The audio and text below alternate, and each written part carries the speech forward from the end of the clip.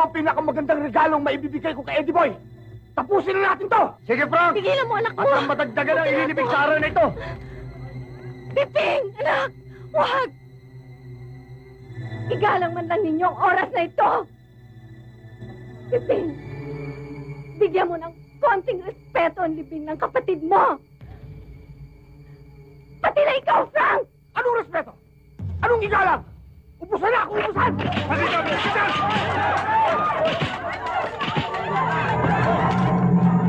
Sige na, Frank! Fortunato! Umpisahan mo na! At kanina ka pa hinihintay ni Eddie Boy!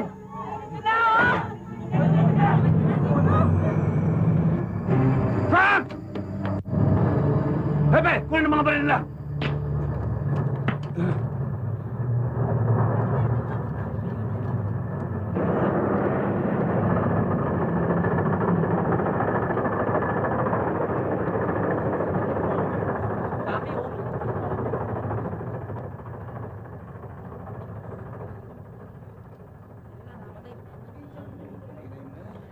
Mayor, Mang Fortunato, binalaan ko na kayo noon.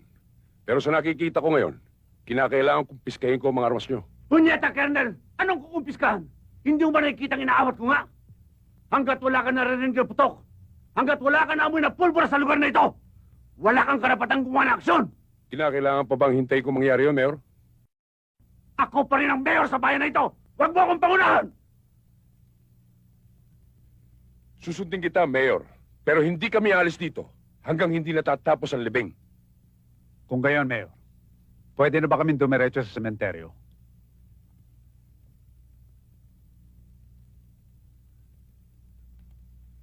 Man! Give way!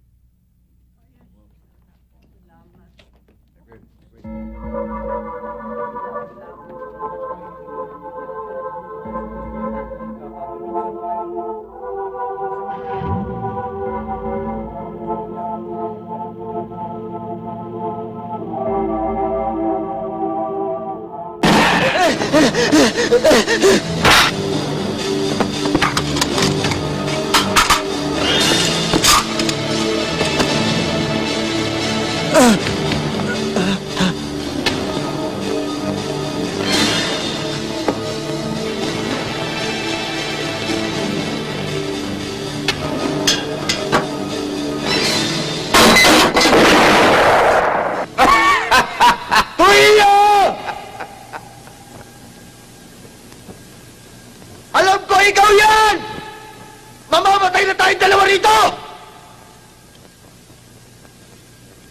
Ikaw ang nagkasa! Ngayon, umanda ka! Sa'yo ko ipaputok! Talagang gunggong ka, Gilier. Kawawa ka naman. Bulag ka na, nasa dilim pa. Tulad ka sa isang ibong bali ang mga pakpak. Hindi na makakalayo sa kanyang paglipad. Major! Ikaw ang gunggong!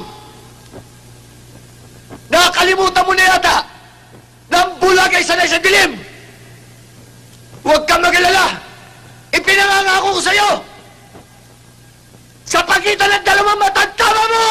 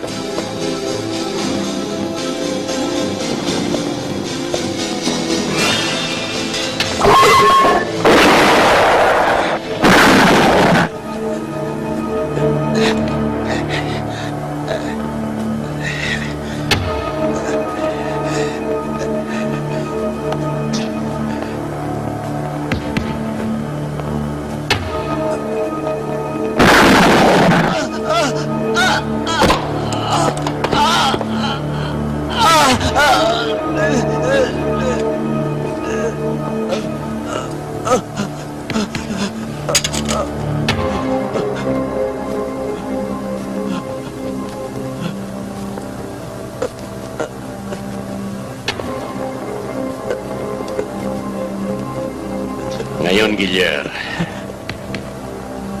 ikaw ang patatamaan ko sa pagitan ng dalawang mata.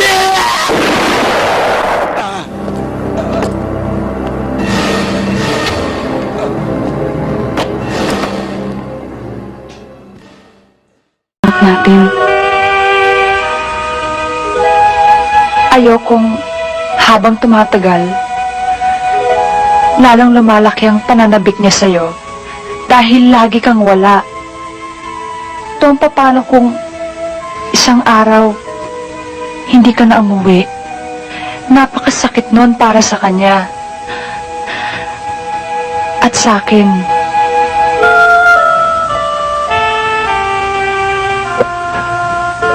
Kung ang hinahangad nyo ay ang lagi tayong magkasama, lalo na ako. Akong laging nasa malayo, nasa panganib.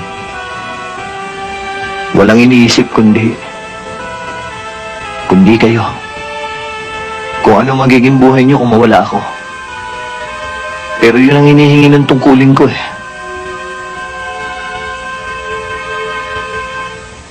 Naintindihan mo yun, di ba? Matagal na, kaya lang Alam mo rin sigurong sabik na sabik ako sa'yo.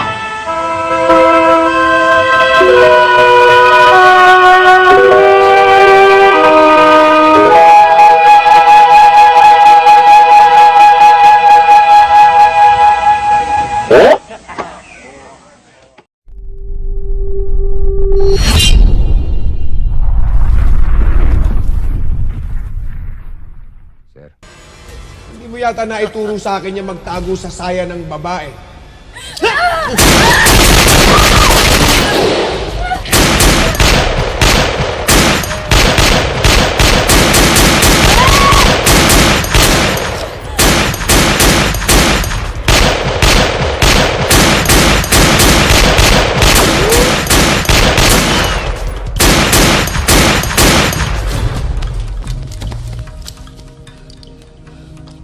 Nakakatakbo pa't matandang to. Alam ko may rayuman.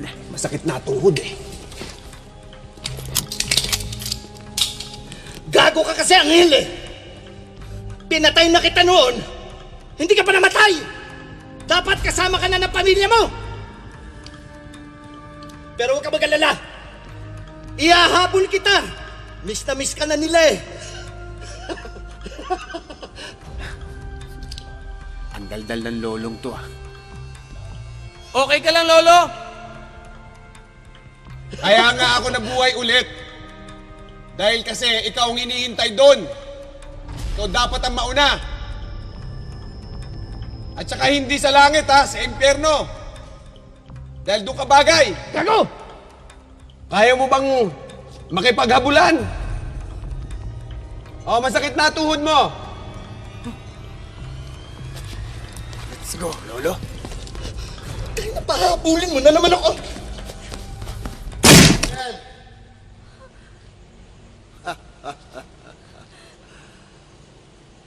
Magaling ka na sana eh. Naituro ko sa iyo ang pumatay at magpayaman. At marami pa akong naituro sa iyo na higit pa doon. Pero meron kang isang kamaliang nagawa na kahit kailan ay hindi ko itinuro sa iyo. Ang magpakamatay ng dahil sa babae. Uncle Tom, napakasama mo! Wala kang puso! Wala kang puso! Tatay mo ba meron? Huwag kang makialam dito, Gina. Ito'y labanan ng guro at ng kanyang estudyante. Pero Tom, wala nang guro mamaya. Estudyante na lang. Gina, makinig ka sa uncle mo. Tama siya. Ano, Tom? Tapos na balitaan niya mo? Tara na. Tapusin na natin to. Gina. Yoko.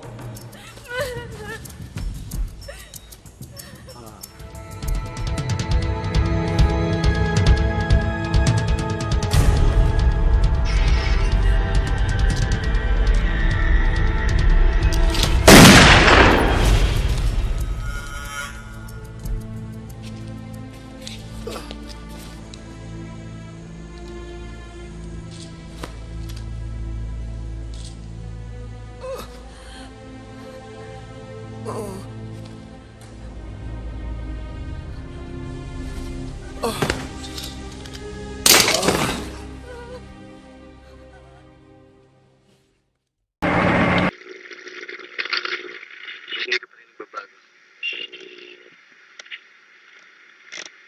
Mas maganda ka ngayon. Let's not talk about me. But I want to talk about you. Kailan kita nakita ng malapit. Kailan tayo hindi nakita? 6 years, ha? 6 years ago.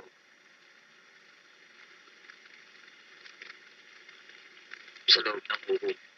Nasaan si Vivian? Nasa mabuting kamay. Saan? Yan ang hirap sa'yo. Ginagawa mo akong tanga. Hindi malulungkot si Vivian sa pinagdala ko sa kanya. In fact, she's enjoying the place. And she's beginning to like me. Umiiyak siya nung umalis ako. Anong ibig mo sabihin? Bigyan mo ako ng pagkakataong Rubia. Nasisira na ba ulo mo? Kasal kami ni Norman. Wala akong pakialam. Bakit, Rubia? Ano bang meron si Norman na wala ako? Sabihin mo nga sa akin. Pareho lang naman kami. Siguro higit pa ako. Ayaw mo lang ako bigyan ng pagkakataon. Alam mo ba kung bakit? Dahil hindi kita mahal.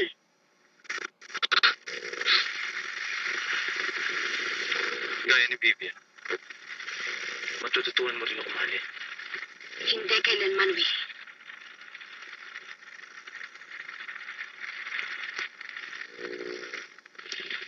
Minsan ay sinabi mong pakakasal ka sa akin.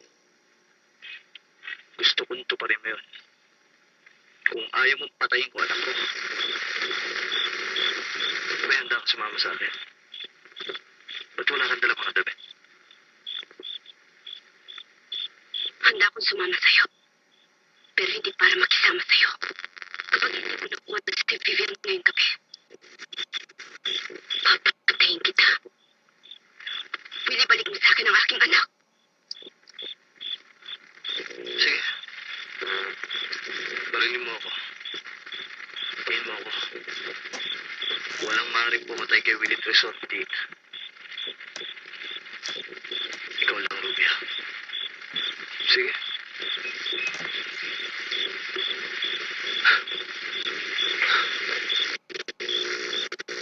Dahil sa iyo, gumisas pag-isa ko. Punyo. Hinihiling ko sa kanya na nakahanda ko ipagpili aking kalp.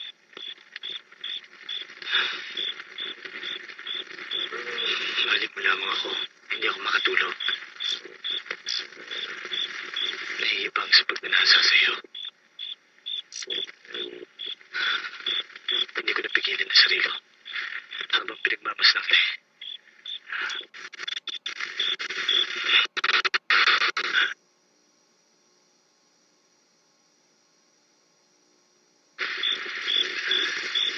Hindi ako mapalagay, hindi ako matahimik. Ikaw ang nakikita ko. Kahit saan ako naroroon. O kay San Norman. Samantalang ako, meron nga ako isang Rubia Serbios sa loob na ilang gabi. nagustuhan. Hindi man ako nag-iisa.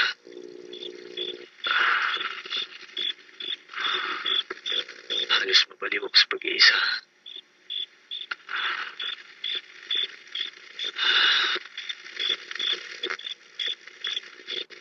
Mahal kita.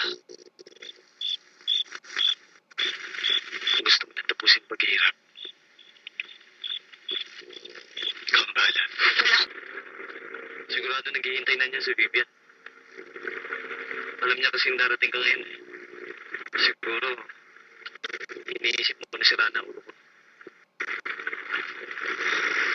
Lahat sila yung pinagtatawanan ako. Lalo na papa.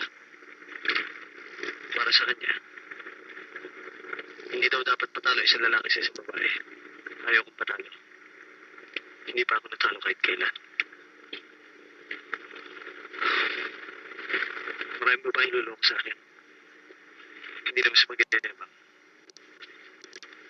Hindi ko na kailangan manligaw. Sila pa ang umahabol sa akin.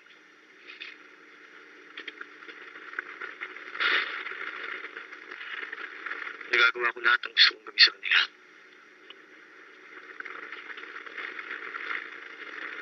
Maliban sa'yo, Rubia.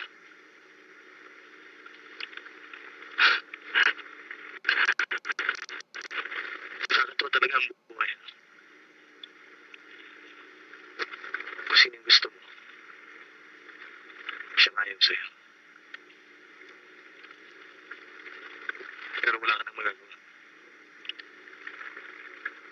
Ngayon kasama na kita, hindi pa kita pumawala. Uli man ako ngayon, ay sama-sama tayo mamamatay. Ikaw, ako, si Vivian.